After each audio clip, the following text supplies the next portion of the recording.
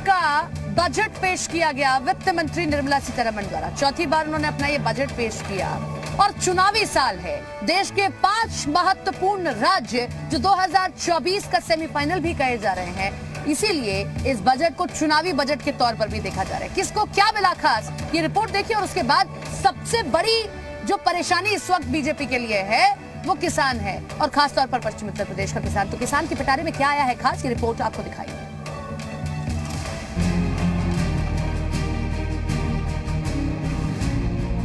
किसानों को लेकर निर्मला सीतारमण ने जैसे ये ऐलान किया, पूरे सदन ने मेज थपथपाकर वित्त मंत्री का जोरदार समर्थन किया। देश के सबसे बड़े राज्य उत्तर प्रदेश में चुनाव है और चुनावी तैयारियों के बीच आज देश का बजट पेश हुआ। लिहाजा बजट में उत्तर प्रदेश चुनाव की झलक भी दिखी। दरअसल किसान आंदोलन के बाद बीजेपी सरकार से किसान नाराज बताए जा रहे हैं और आज के बजट में किसानों के लिए वित्त मंत्री ने अपना पिटारा खोल दिया। निर्मला सीतारमण ने ऐलान किया कि अगले वित्त वर्ष में किसानों के खाते में 2,37,000 करोड़ रुपए डीबीटी के माध्यम से दिए जाएंगे।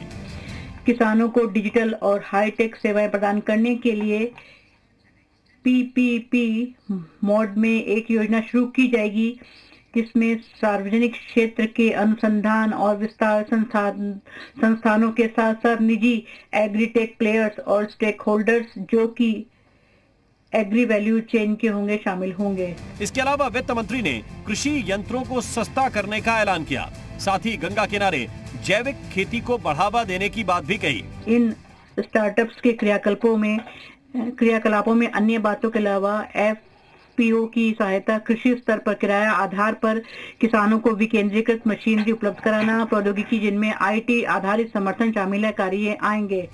किसानों के साथ साथ बजट में महिलाओं और युवाओं के हितों का भी ध्यान रखने की कोशिश की गई, लेकिन चुनावी मौसम में विपक्ष को सरकार का बजट रास नहीं आ रहा है, लिहाजा इस पर जमकर सियासत हो रही है। आप जब समग्रता से अध्ययन करेंगे तो आप ये पाएंगे कि उद्योगपतियों के को बढ़ाने के लिए और गरीब आदमी को, कमजोर आदमी को, और वो कमजोर कैसे हो उसको और कैसे नोचा जाए, इस तरह का ये बजट आया है।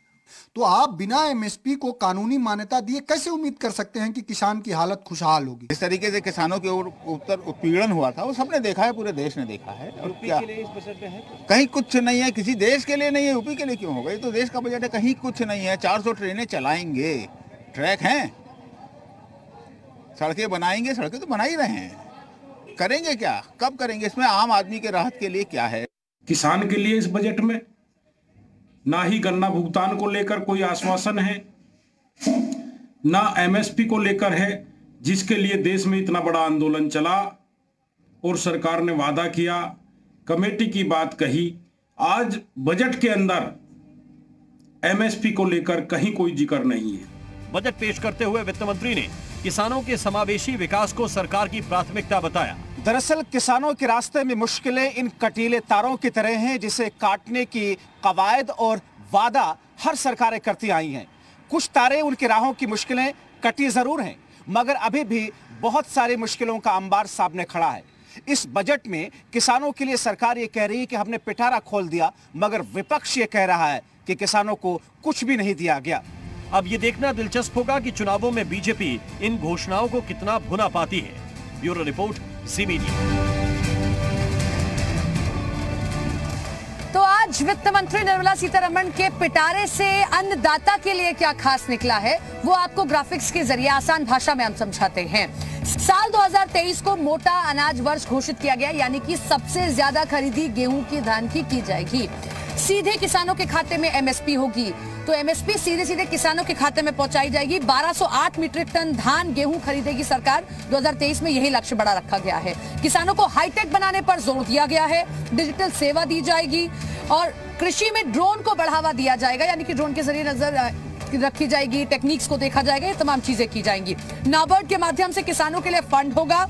गंगा के किनारे जैविक खेती को बढ़ावा दिया जाएगा और आधुनिक खेती और प्रबंधन पर जोर होगा। कृषि संयंत्र सस्ता किया गया है।